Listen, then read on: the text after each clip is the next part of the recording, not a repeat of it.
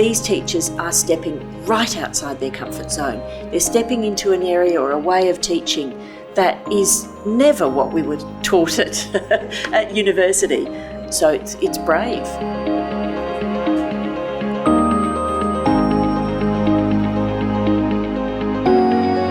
This is probably my first official experience in being involved in teaching problem-based learning. When we heard about our question, we were very nervous around it because we didn't know anything about the 3 topics that were part of the question. It's like walking around blinded sort of thing. We don't know where each lesson will head. Like it wasn't a lesson I could plan for. I kind of had to just go with where the students took me, which is, as a teacher, really, we're not used to that. Is it easy? No, it can be very frustrating for both the students and teachers at times. I suppose that's a reason why it's worth giving it a go, because I suppose anything that's easy isn't usually worth doing.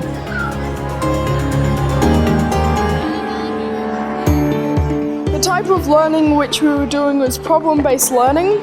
It's a lot more challenging for the kids in a fun way.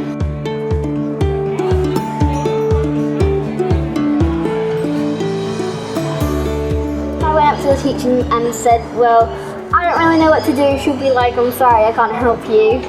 And then you have to figure it out for yourself. I was like, I was a bit frustrated, but as I learned how to do it myself, I was like, oh yeah, this is fun, this is better than the teacher helping me. And so that's sort of setting you up for when you're older. You won't really have a teacher there to help you, so STEM's like setting you up for future life.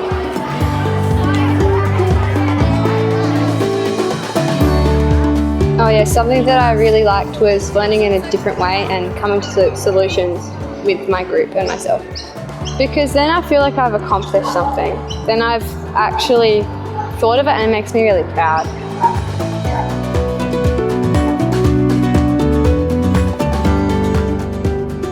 As a teacher, it's nerve-wracking, but you can see the benefits. There's the student voice and they're feeling the empowerment of telling the teacher how they want to run the lesson.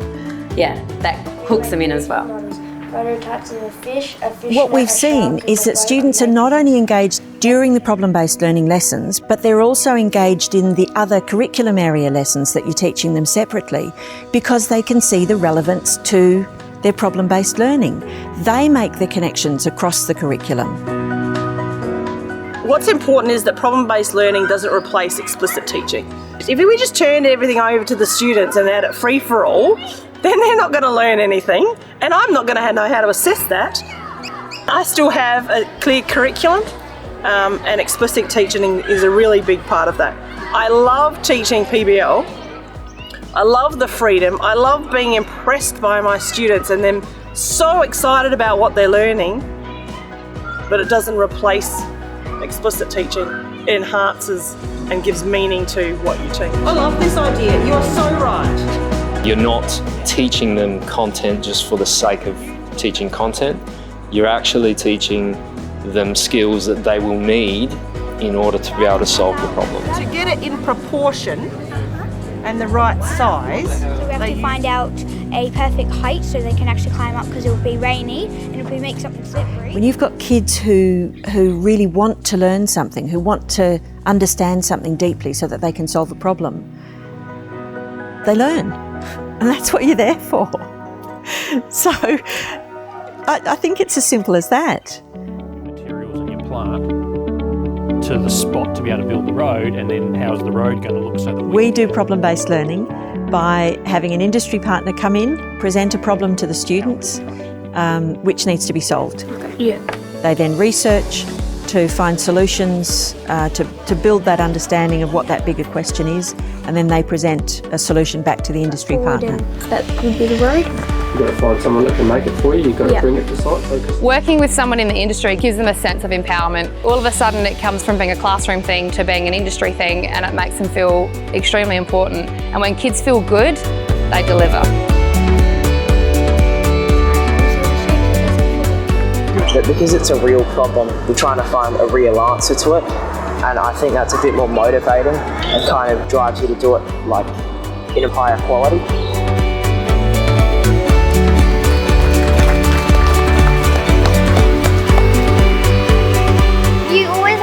outcome or something to make it worth it, so then that way you have some reason to learn something. If there's no reason to learn it, then why are you learning it?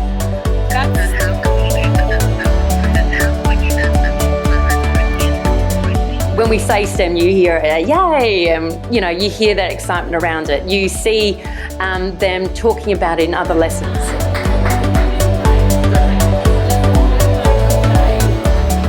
I'm in my office in the morning and I've got kids lining up to tell me what they found out about phytoplankton on the weekend. And when you get to upper primary, seldom do students go home and talk about what did you learn today. But parents are saying to me, my kid cannot stop talking about PBL, cannot stop talking about STEM. They are so excited about what you're doing in your class.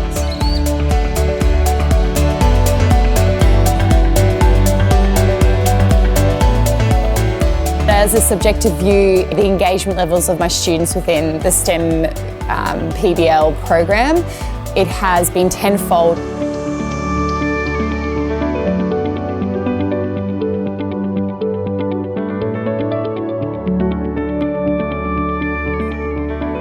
Even though they're doing different levels, what one child might be doing at what might be seen as a lower level is needed by a group that's working at a higher level to actually solve their problem. So even though the learning's different, it's actually quite important to what the whole group's focusing on.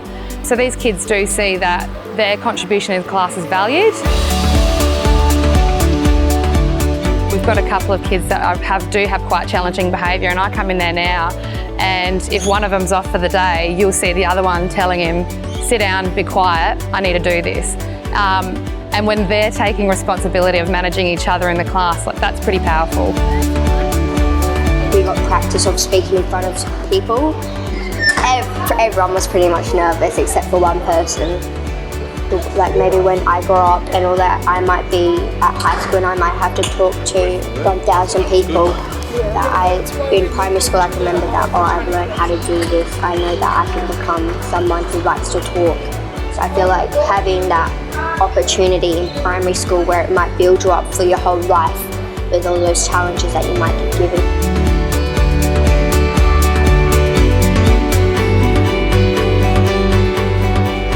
What does the industry partner get out of this?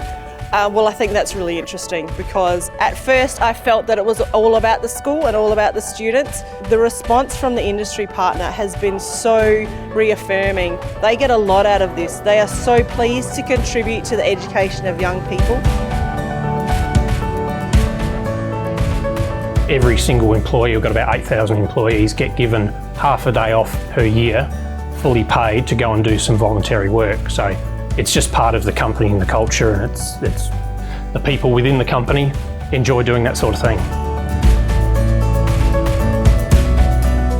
These kids are going to go through school, they'll go through university, and then hopefully one day they come out and they say, oh, I remember Fulton Hogan come presenting to us, and we're always looking for engineers and that type of people, technicians to come and be part of our business.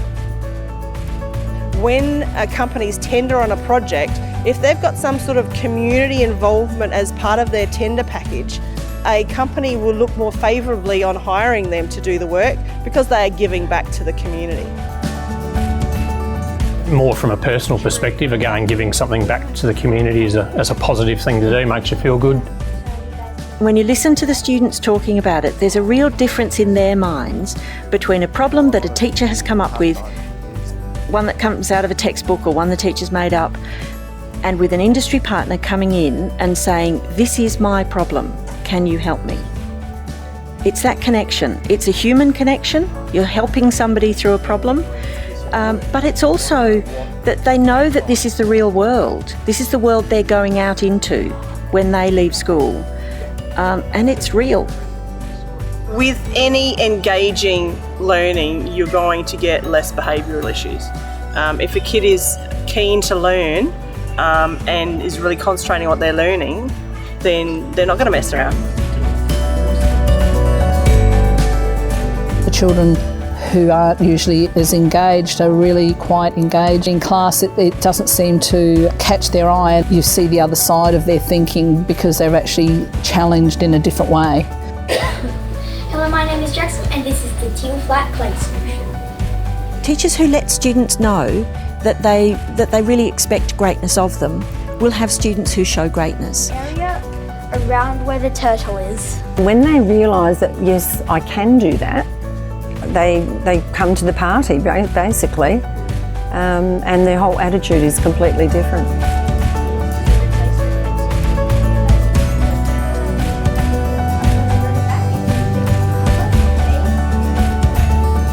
I like how you thought about the species as well. That was really clever. It's hands-on. It's not sitting around. It's really working in there, getting hands-on, doing things, and creating things as well.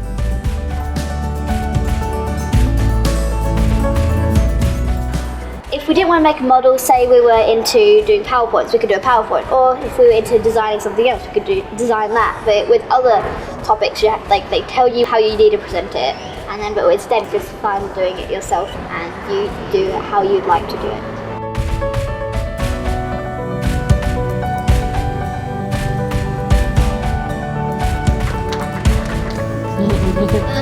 If you find a point that you're passionate about, then you can follow that. For example, the students who were working on protein sources, there was one student who was a vegetarian, and she realised that chickpeas are a really good source of protein.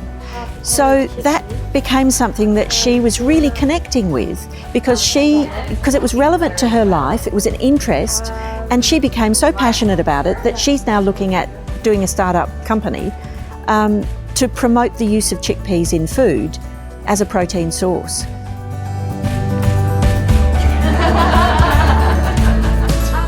You know it's worthwhile when they are dreading presenting first of all, and then by their final presentation they're actually looking forward to it. Everything that we've been talking about, everything that we were hoping that they were learning and processing, we saw it all come together today. I was just incredibly impressed that they've been able to take these problems and do a lot of comprehensive research and come up with a lot of different solutions, some of which I haven't even thought about.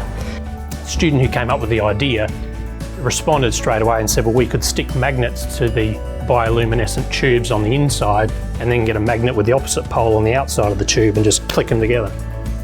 And I think the two of us just sort of looked at each other with our jaws hitting the table because we didn't expect it. We just thought we'd give a bit of feedback and he'd have to go away and think about it. He fixed it on the spot. That was just fantastic to see. Really, really good outcome, yeah. It's so easy to give up in those first initial stages, but if you just keep going, the success and the engagement that you see from the students overrides all those little humps in the beginning. What possible rules could we make?